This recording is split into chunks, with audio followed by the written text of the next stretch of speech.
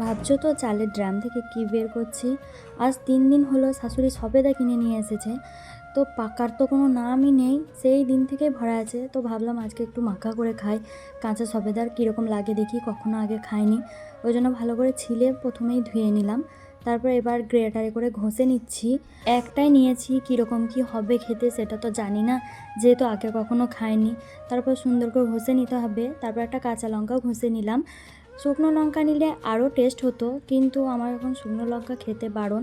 তারপরে দিয়ে দিলাম বিট লবণ আর একটু তেঁতুল।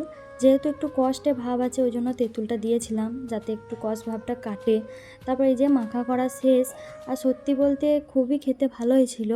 আর সবেদাগুলো যেরকম পাকলে মিষ্টি হয়, কাঁচাতেও খুব মিষ্টি, কিন্তু একটু কষ ভাবটা আছে। আর আমার প্রিয় ফল তো বরাবর সবেদাই।